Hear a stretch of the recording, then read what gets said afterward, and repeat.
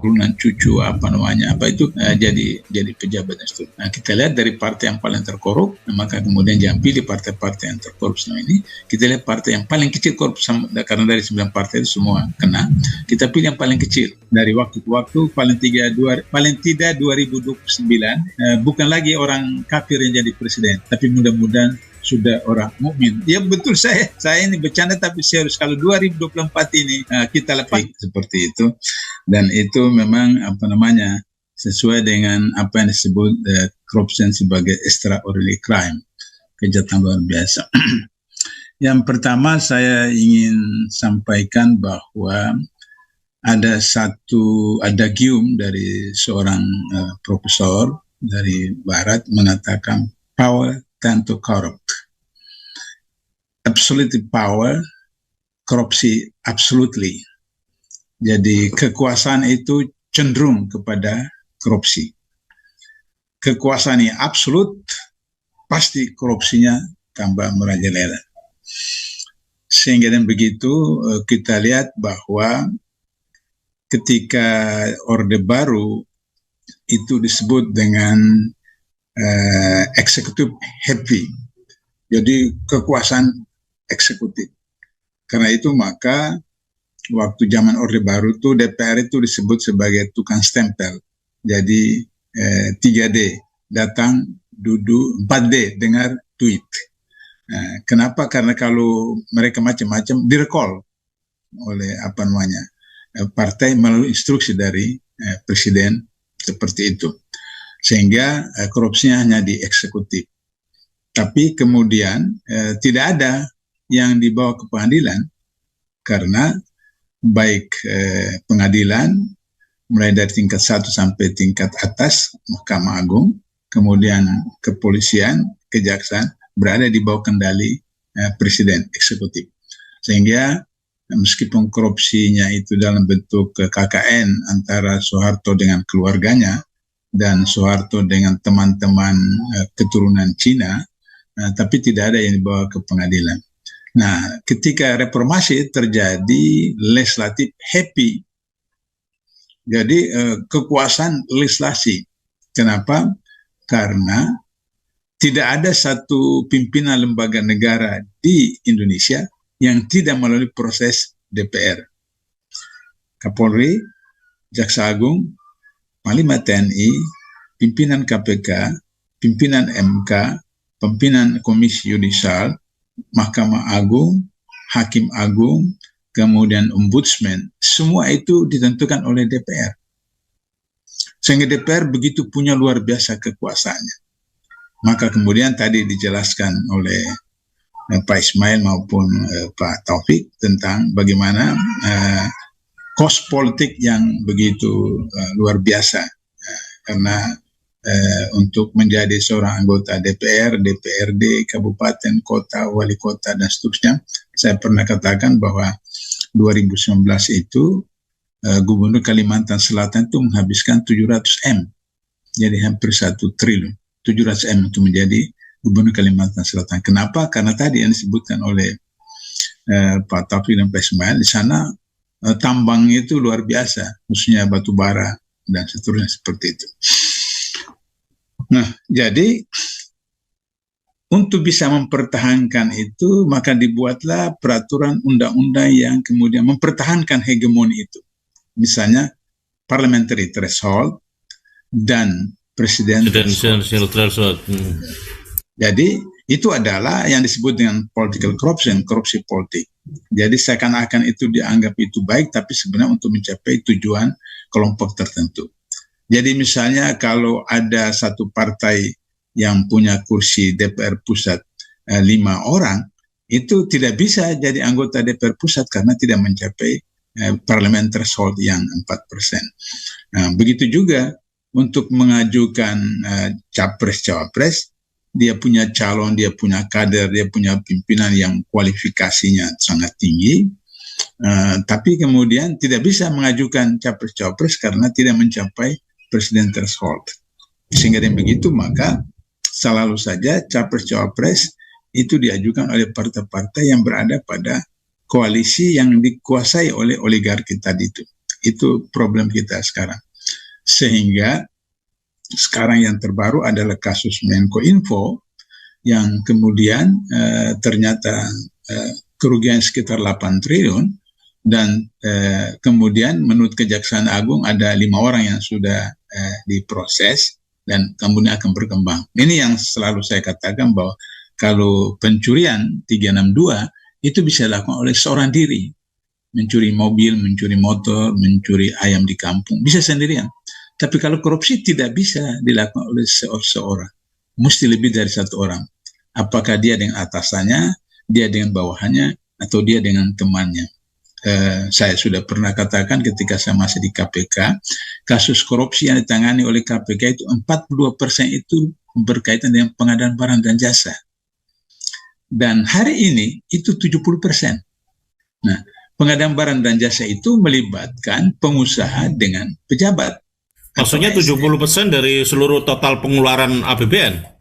Bukan, 70% yang ditangani oleh KPK. Korupsi yang ditangani itu berkaitan dengan pengadaan barang dan jasa.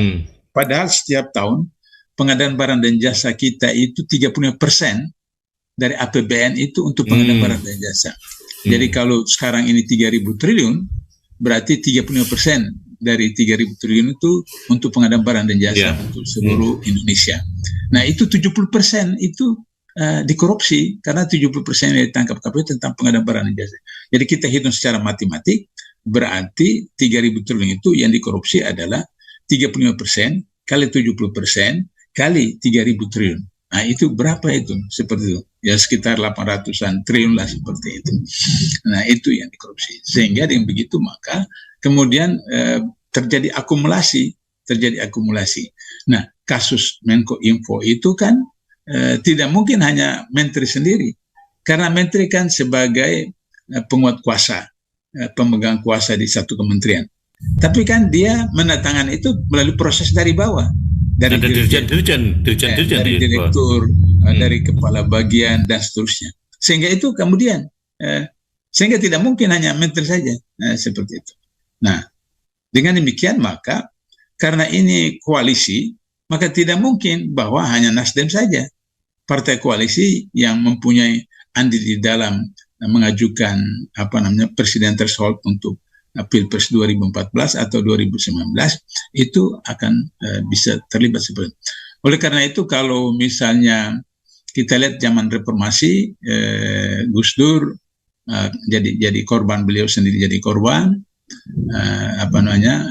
Habibie karena beliau besar di Jerman jadi tanda petik menjadi orang yang relatif liberal sehingga demokratis sekali. Jadi ketika pertanggungjawabnya di MPR tidak diterima, ditolak, dia kemudian tahu diri.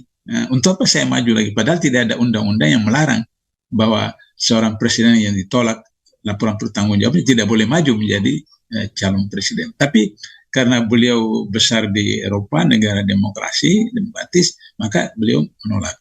Nah, begitu juga ketika kemudian Gus Dur, kemudian Megawati, korupsinya karena waktunya terbatas, maka korupsinya juga terbatas. Tapi korupsi pada Megawati itu cukup signifikan karena menyangkut BLBI yang sekian triliun seperti itu. Nah, kemudian kedatangan ke SBY, maka beberapa menterinya yang kemudian terlibat, tapi yang paling dahsyat memang pada waktu Jokowi ini, luar biasa.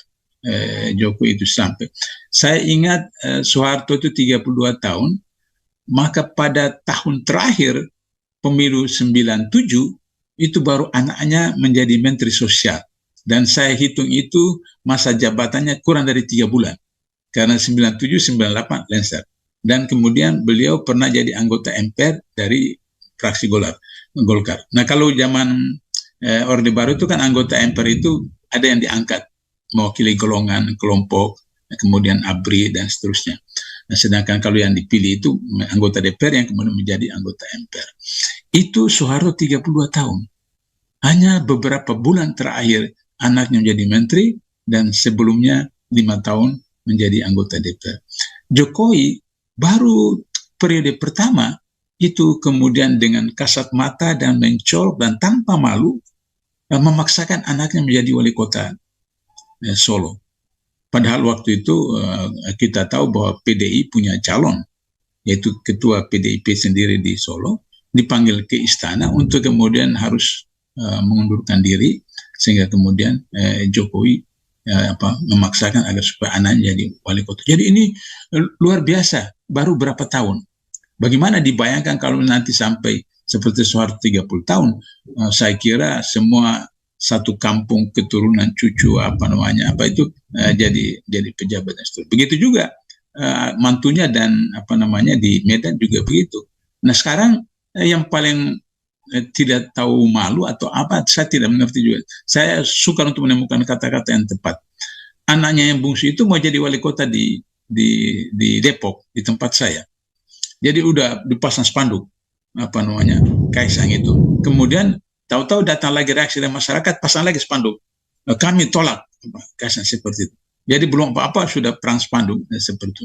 Nah ini kan tidak punya malu seperti itu. Kenapa? Karena problemnya adalah bahwa koruptor itu kan punya 3 kekuatan. Pertama punya duit, kedua punya geng, yang ketiga punya senjata.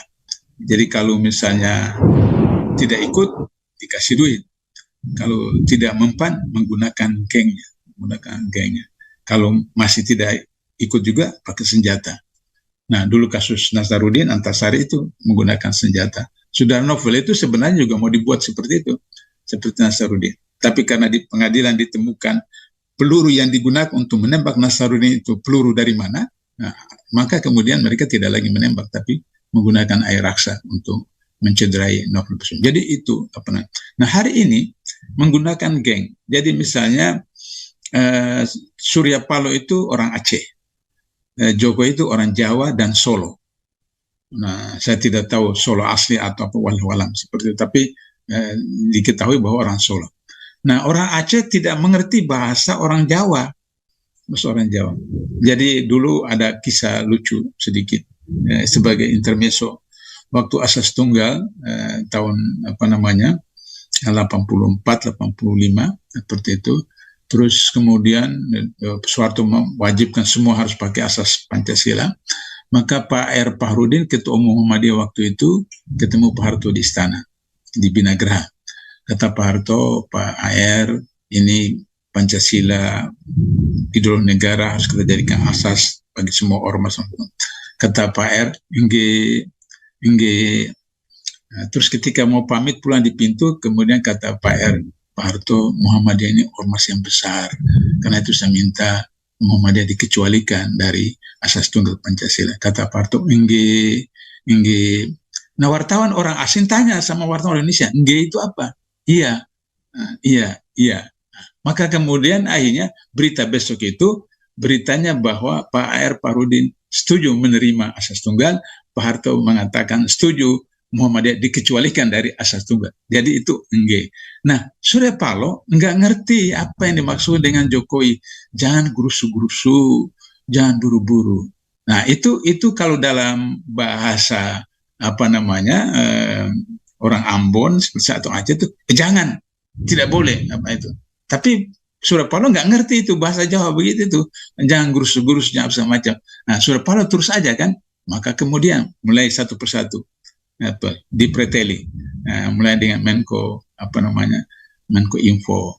Kemudian nanti sekarang itu lagi kalau misalnya Golkar macam-macam. Masih ada 2 menteri lagi, Bang. Itu Golkar. Kemudian macam-macam lagi Gerindra dan seterusnya. Jadi itu yang disebut dengan absolute power itu adalah corruption absolutely. Jadi kekuasaannya luar biasa sehingga kemudian korupsi itu juga luar biasa. Nah, oleh karena itu maka kalau misalnya tadi Dr. Taufik mengatakan extraordinary power, extraordinary action dengan people power, saya setuju saja. Cuma saya punya pengalaman pimpin unjuk rasa ketika sidang MK, cuma berapa ratus yang datang. Kemudian tahun lalu untuk menghadapi undang-undang Minerba dan undang-undang lain itu cuma berapa orang yang hadir, cuma ratusan orang. Dan jadi sehingga saya Atau yang paling konkret lah, 7 juta yang hadir di Monas. 7 juta yang hadir di Monas, ketika HRS ditangkap, kemana itu 7 juta? Seperti itu. Ya, seperti itu. Jadi, saya gembira kalau misalnya konsep Taufik itu mengulangi 97 atau 67 sampai berhari-hari nginap di Senayan, seperti itu mungkin. Jika tidak, maka saya sarankan agar supaya jangan masyarakat ini mau terima cuma 50.000 atau 100.000 dari caleg atau dari pilpres. Ya memang kalau ada 20 partai, satu partai dapat 100.000, maka kemudian 2 juta. Tapi 2 juta itu hanya untuk 1 bulan, 2 bulan, 3 bulan. Tapi 5 tahun kemudian, Anda akan dibebankan dengan utang yang luar biasa, di mana utang kita sekarang sudah 8.000 sekian triliun, dan kemudian itu sampai 2040-2050 itu anak cucu kita. Kemudian hutan kita sudah stadium 4, kemudian laut kita itu terumbu karang 70% sudah rusak, dan kemudian minerba kita itu memang meningkat ekspornya, tapi yang ekspor bukan pemerintah, yang ekspor itu perusahaan, sehingga pemerintah cuma dapat pajak, tapi uang masuk ke mereka, dan uang dalam bentuk dolar itu tidak masuk di Indonesia, disimpan luar negeri. Nah, seperti itu. Sehingga kita mengalami kesulitan dolar untuk membayar utang seperti itu. Nah, jadi oleh karena itu satu-satunya cara adalah bahwa menggunakan hak pilih dengan cerdas, cermat, untuk kemudian melihat masa depan anak-anak cucu kita. Nah, kita lihat dari partai yang paling terkorup. Nah, maka kemudian jangan pilih partai-partai yang terkorup selama ini. Kita lihat partai yang paling kecil korup, karena dari 9 partai itu semua kena. Kita pilih yang paling kecil. Yang paling kecil, baru kemudian calon-calonnya kita lihat yang paling mana baik, seperti itu. Bila perlu, kalau 2 sama kualitasnya, kita istihara untuk. Sudah itu baru kemudian jangan dilepaskan. Kesalahan masyarakat hari ini adalah setelah pemilu, setelah pilkada, setelah pilpres, ditinggalkan. Tidak boleh, harus dikawal. Harus dikawal. Jangan macam-macam, saya yang pilih Anda, saya penuh. Maka kemudian harus dikoreksi perdanya atau undang-undangnya atau peraturannya, maintenance itu harus dikoreksi terus, sehingga kemudian mereka merasa bahwa mereka diawasi. Kalau kita kan sudah selesai, masa selesai. Sementara ketika anggota DPR dikritik, tanggung jawabnya kepada pemilih gimana, mereka katakan, sudah, kami sudah laksanakan tanggung jawab kami pada waktu berlangsung pemilu itu. Ada serang fajar, ada serang duha, ada serang zuhur, ada serang itu. Ya mereka anggap dari segi bisnis sudah selesai tugas mereka, seperti itu. Nah, sehingga kemudian untuk mengembalikan 700 miliar seperti di Kalimantan Selatan, harus proyek-proyek itu seperti itu, sehingga kemudian terjadilah seperti kasus Menko Info seperti itu. Itu barangkali beberapa catatan yang saya sampaikan untuk melengkapi apa yang secara panjang lebar sudah dijelaskan oleh Pak Ismail dan Pak Taufik tadi. Mas Slamet. Iya, Bang Dr. Abdullah Mawa sekaligus diberikan closing statement terkait dengan seberapa kemungkinan ke depan ini, terutama dalam kontestasi politik dan korupsi, apakah IPK-nya semakin tambah rendah atau bisa ditingkatkan, dan seperti apa masyarakat ini bisa menjaga, ikut mengawal proses pencegahan dan pemberantasan korupsi. Bang Abdullah Mawa setidaknya mengambil momentum kontestasi politik ini, Dr. Abdullah Mawa. Jadi yang pertama, ini seharusnya sekarang atau paling lambat Juni itu Presiden sudah bentuk pansel untuk pemilihan pimpinan KPK. Karena 20 Desember ini pimpinan KPK yang sekarang selesai masa jabatannya, dan 20 Desember itu harus pelantikan pimpinan KPK yang baru. Nah, seperti kita tahu bahwa ada kasus BLBI, ada kasus Senturi, ada kasus IKTP, ada kasus Meikarta, ada kasus COVID-19 dan seterusnya, Cipta Kerja dan seterusnya. Itu tidak bisa ditangani oleh KPK kecuali pimpinan KPK dan Presiden diganti. Nah, oleh karena itu maka persoalannya adalah panselnya. Nah, tentu saja Jokowi akan menunjuk pansel orang-orang yang akan memilih pimpinan KPK baru yang akan menyelamatkan dia setelah dia sudah tidak jadi presiden, menyelamatkan dia ketika bagaimana dia gubernur dan wali kota, begitu juga menyelamatkan anak dan mantunya. Oleh karena itu maka saya menyuruhkan, kalau tadi Pak Taufik bicara tentang people power, saya sarankan untuk diarahkan kepada Seknek dan Presiden agar supaya anggota-anggota pansel itu orang yang satu derajat di bawah malaikat saja. Nah, untuk itu maka kemudian itu diajukan oleh akademisi, oleh perguruan tinggi, oleh LSM, oleh aktivis pemberantasan korupsi, sehingga katakanlah misalnya pansel itu katakanlah pasalnya itu biasa 9 orang, 9 orang itu katakanlah 5 orang, orang-orang yang betul-betul integritas profesional, 4 orang punya orang Jokowi, ketika voting masih bisa menang seperti itu. Nah, sehingga demikian maka diharapkan pimpinan KPK yang baru itu bisa kemudian memproses kasus-kasus yang ada dengan cara adalah melakukan sidang maraton, BLBI, IKTP, Senturi, Meikarta, kasus COVID-19, kereta api Jakarta Bandung, IKN dan seterusnya, itu sudah berapa triliun, puluhan triliun kerugian negara itu. Nah, dari situ maka diharapkan akan terjadi perubahan signifikan bagi kepentingan rakyat, bangsa dan negara. Sehingga saya menyarankan Pak Ismail, Pak Taufik, coba suarakan, ajukan kira-kira siapa-siapa yang dikenal punya integritas dan profesional selama ini untuk calon-calon pimpinan pansel KPK, sehingga kemudian Presiden itu terketat komplit untuk mau dan tidak mau ada 1, 2 orang, 3 orang saja, katakan misalnya Bambang Widianto atau Abraham Samad atau siapa yang bisa, Pak Busro misalnya, yang masuk di sana di pansel itu, mudah-mudahan bisa mengamankan pimpinan KPK yang akan datang. Nah, baru kemudian pada waktu yang sama, karena undang-undang KPK yang baru ini menempatkan Dewan Pengawas sebagai penentu tertinggi, maka juga jangan lupa Dewan Pengawas itu untuk kali ini harus juga dipilih oleh pansel.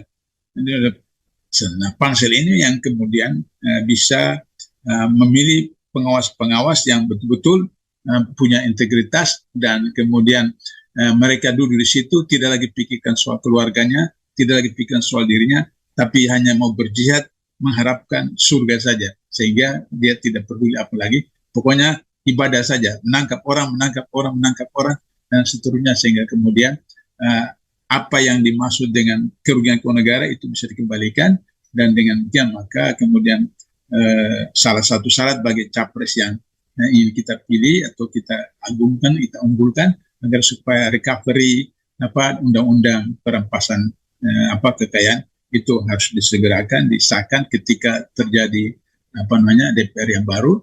Baru kemudian undang-undang KPK dikembalikan kepada undang-undang KPK yang asli, dan kemudian polisi, jaksa, Mahkamah Agung direformasi, sehingga dengan begitu insya Allah bisa diharapkan dari waktu ke waktu paling tidak 2029 bukan lagi orang kafir yang jadi presiden, tapi mudah-mudahan sudah orang mukmin. Ya betul, saya ini bercanda, tapi serius, kalau 2024 ini kita lepas lagi 2009 orang kafir betul yang jadi presiden.